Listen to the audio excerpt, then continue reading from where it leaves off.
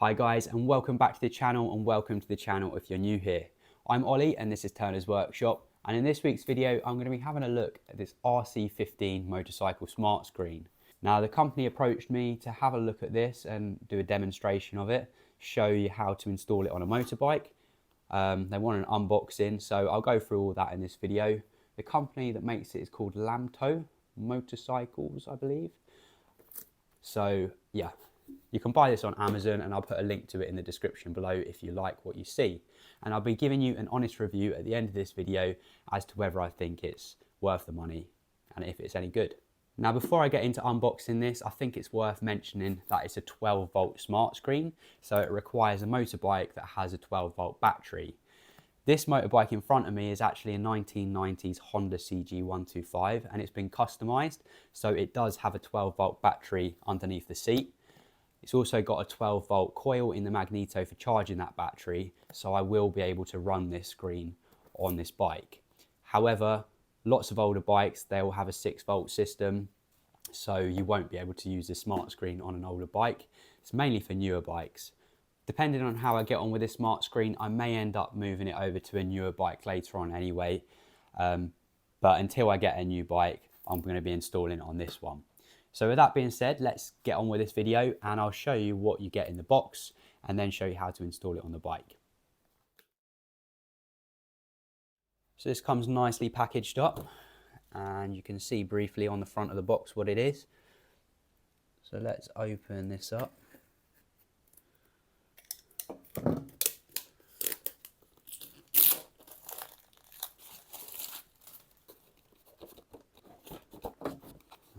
Had it upside down, there we go.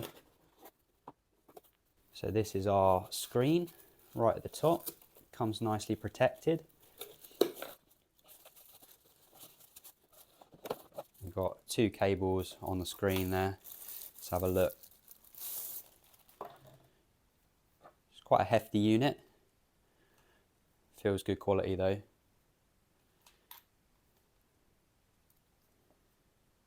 First impressions are good. See what else we get in here. It's a mounting bracket for the handlebars, by the looks of it. Oh, that'll just go in there.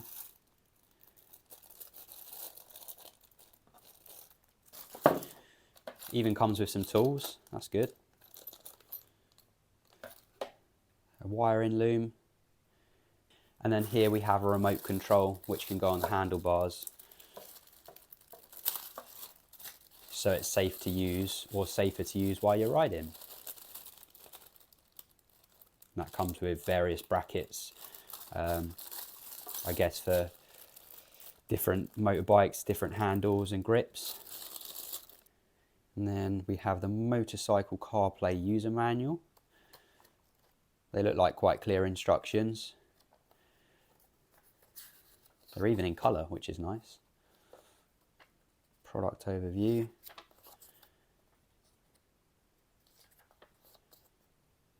And then we've got this card in the bottom of the box if you want any optional accessories from the company.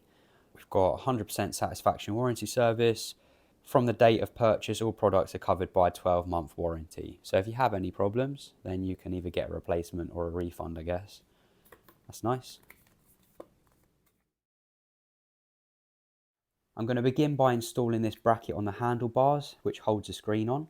So we've got to take out these bolts from the bottom of the bracket. It comes with an Allen key, which is a nice touch. So remove the bolts, put them to one side for now.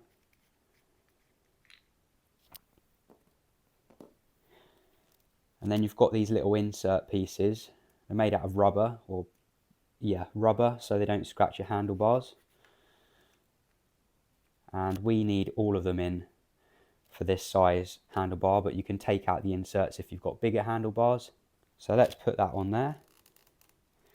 And where's the best place for this? I reckon about there.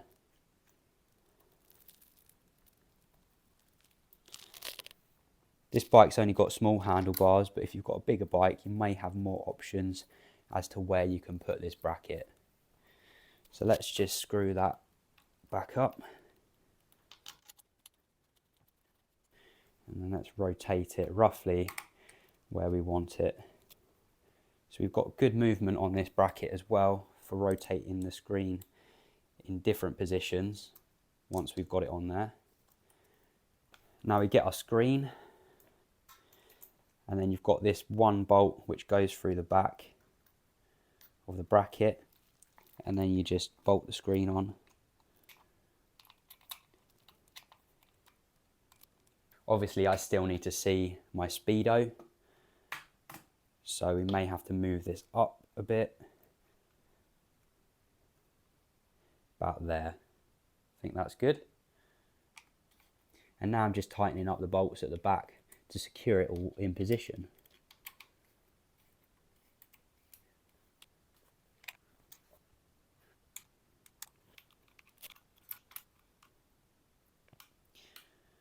We can adjust this a little bit more later on if we need to, but for now, I think that's a fairly good position for it.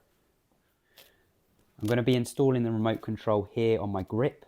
It does come with these little rubber inserts if you want to put it on the metal part of the handlebar, but for me it works quite nicely just to put it on the grip there next to all my other controls. So let's put that there.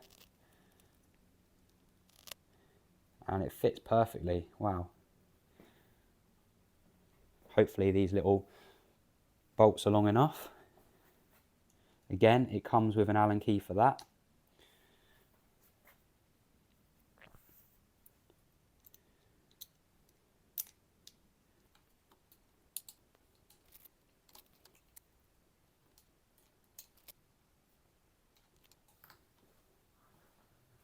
That's our screen mounted, so I'm going to run the cables through here.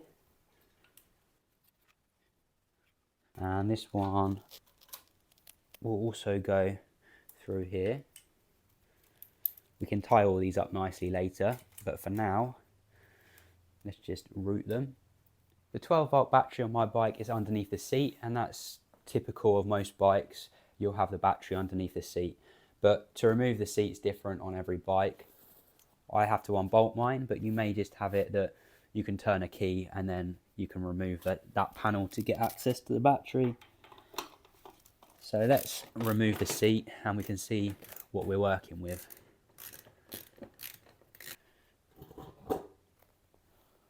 Underneath the seat we've got a little 12-volt battery here. It's only 2.1 amp hour on this bike, so it won't run the screen for very long without the engine running. However, I do have a charging port on the side that I can plug it in while we're demonstrating the screen.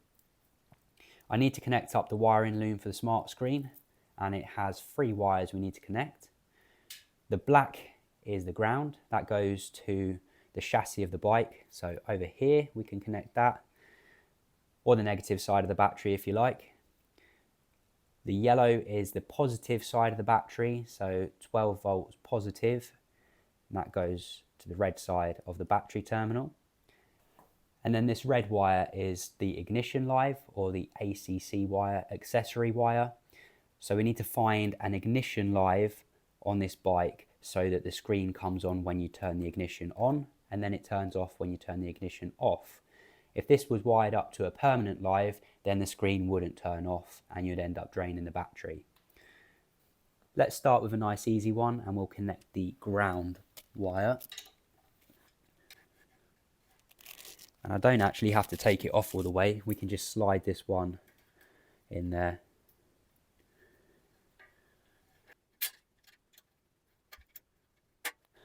Annoyingly, my motorbike alarm's actually stopped working, so I'm going to remove it. It's not to say it's not a good alarm still, it is for the price, but for some reason mine stopped working.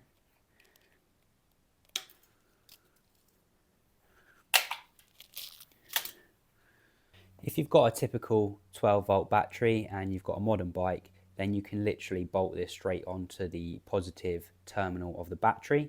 But in this case, I'm going to have to connect mine to this cable which goes to the positive side. My favourite method of joining cables on motorbikes are using these solder shrink tubes because it waterproofs them and you get a good strong connection with the solder. So let's get one of these, and I'm going to pop that on there.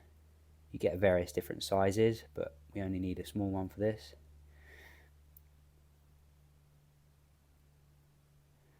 Twist our wires together. Let me just get a close up in a moment. Put the tube over the joint. And now you can either use a lighter just to melt this solder and shrink the tube down, or if you've got a heat gun, you can use that. Just heat it up gently until the solder melts in the middle.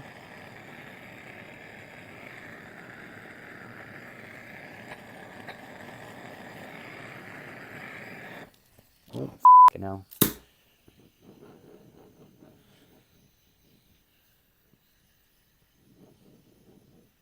Nearly took my eyebrows off. There we go.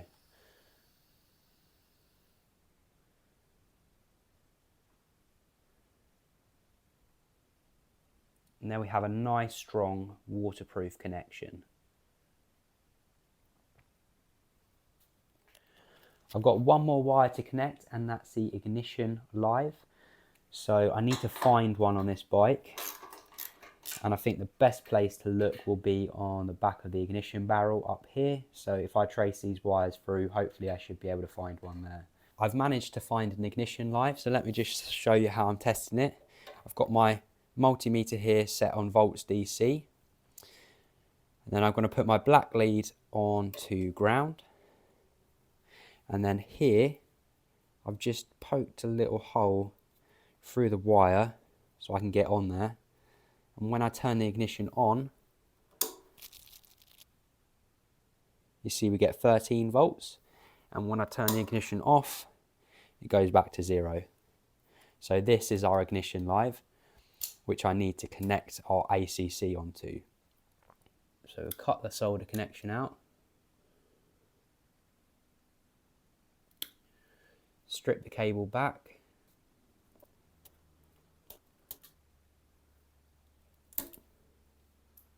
this is our ACC wire. I'm going to get a solder shrink tube on there.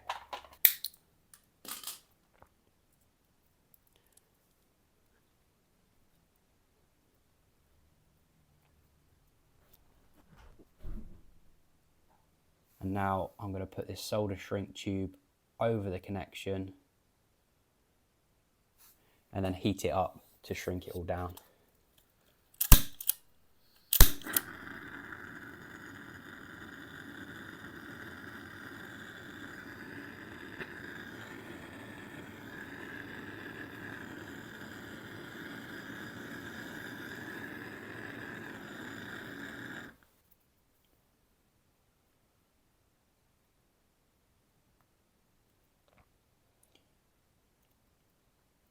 I'm just going to wrap up all this wiring to make it look a bit neater.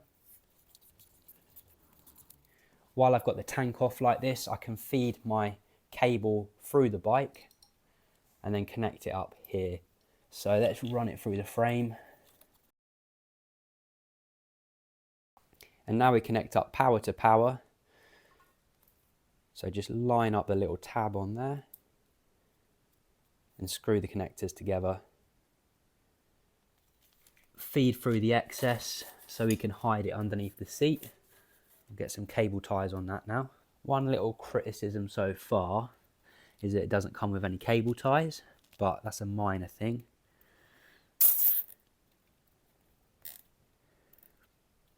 So let's secure the cable out of the way. So controller goes to controller, believe it or not.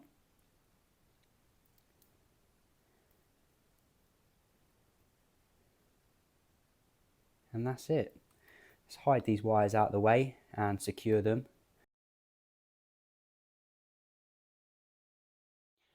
Before I bolt everything back together, I'm just going to test it out. So let's turn the ignition on.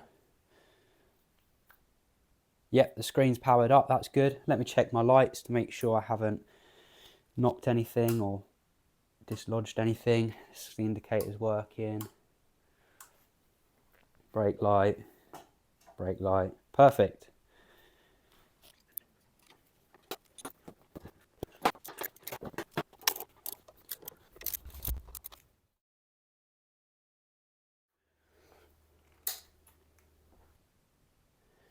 We get this lovely display here with the moon on it. That's nice.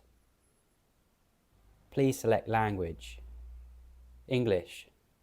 Yes. Well, look at that. That is bloody cool. We've got our battery voltage in the top right hand corner there, 16 volts. And that's because my bike's plugged in at the moment. It's only got a small battery, and for this demonstration, it will drain the battery. So I've got it plugged in, and that's why it's reading 16 volts. But that's a really nice little indicator to have, especially on an older bike. So as soon as you turn the ignition on, you can see there what your battery voltage is doing. We've got a few basic icons on here. These are nice and big, so it's easy to click when you've got your gloves on and you don't accidentally click two at the same time. So there we go. I'll show you how to connect all this up in a moment. Brightness, currently on auto, so let's just make sure that works. I'm going to turn the light off. And that should dim down, which it is. And if I turn the light back on, the screen will automatically get brighter. I'm now going to show you how to connect your phone up to the smart screen. It's really simple. We go to our settings on our phone, and if we click Bluetooth, scroll to the bottom. In other devices, it should come up MTO2. You click that, you get this pairing request. If we click pair and allow, connect to CarPlay, connect. And now this screen basically replicates what's on your phone. You can use Google Maps while you're riding along, you can phone people, you can message people, you can use Spotify through this, and it will come through on your earphones, or if you've got an intercom, you can connect that to your phone and then use this as the control for that. It's also got voice activation. Send a message. Who do you want to call on WhatsApp? David Burnage. Calling Dave Burnage with WhatsApp. There we go. Now the controller here on the handlebars can answer the call, the middle one's to hang up, and the bottom one's to go back to the home screen. Here we go, Dave's calling me, so I can answer it by pushing the top one. If we push and hold the home button on here, it will lock the screen for rain mode. So hold it for 5 seconds. And then it will say touch function disabled, and that's now in rain mode. So any rain that lands on the screen isn't going to randomly select your apps. And if you push and hold the home button for another 5 seconds, it unlocks it.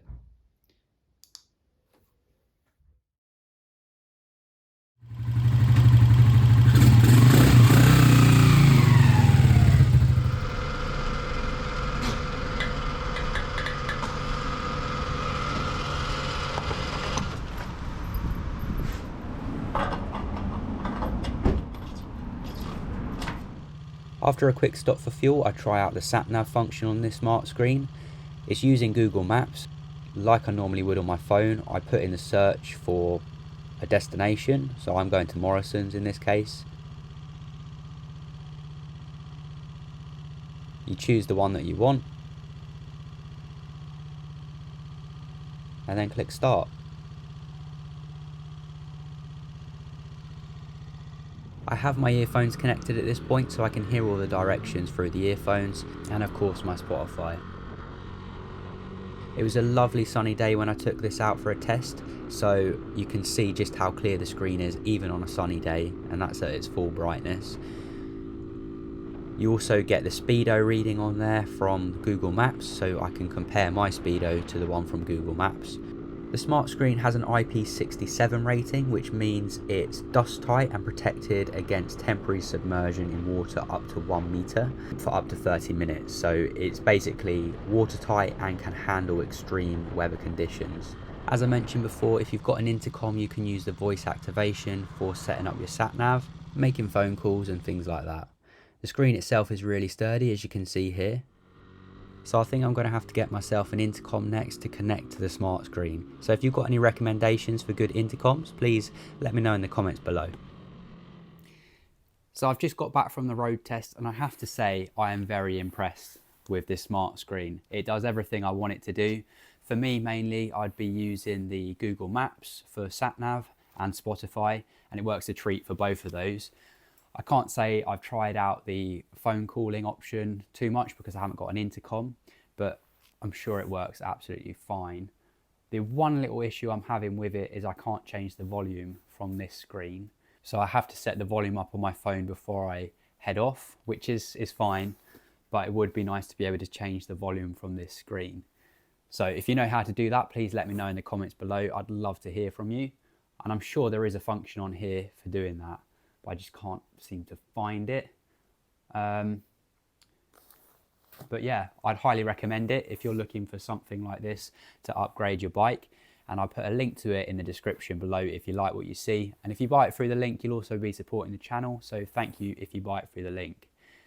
And I hope you enjoyed this video and found it useful. If you did, please don't forget to give it a thumbs up and consider subscribing if you're not already subscribed. And hopefully I'll see you next time. Cheers guys, bye for now.